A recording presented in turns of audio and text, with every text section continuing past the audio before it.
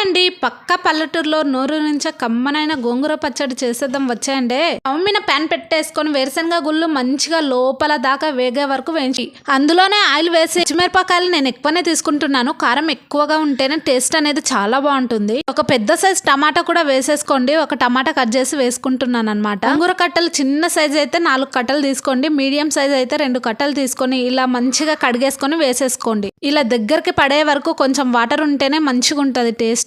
ఒక mixie jar తీసేసుకొని ముందుగా పల్లీలను అయితే మిక్సీ పట్టేసుకోండి. తర్వాత గోంగూరను కూడా వేసేసుకొని అందులో 4 వెల్లుల్లి ఉప్పు వేసి మెత్తగా మిక్సీ పట్టేసుకోండి. ఇప్పుడు 2 ఆనియన్స్ ని తీసుకొని పెద్ద ముక్కలుగా కట్ చేసి ఇలా అయితే వేసుకుంటున్నాను. ఎందుకంటే తింటప్పుడు మంచి టేస్టీగా అనిపిస్తుంది అన్న. మెత్తగా మిక్సీ పట్టేసుకొని ఆయిల్ వేసేసుకొని పోపు దినుసులు అన్ని వేసుకోండి. కొంచెం కరివేపాకు అవి వేగాక ముందుగా మిక్సీ పట్టేసుకున్నాం కదా, దాన్ని కూడా వేసి ఒక 10 నిమిషాలు మగ్గిన తర్వాత వేడి వేడి గోంగూర పచ్చడి రెడీ. ఫ్రిడ్జ్ లో అయితే 10 days వరకు ఉంటుంది అనమాట. ఉంటాను, బాయ్ అండి.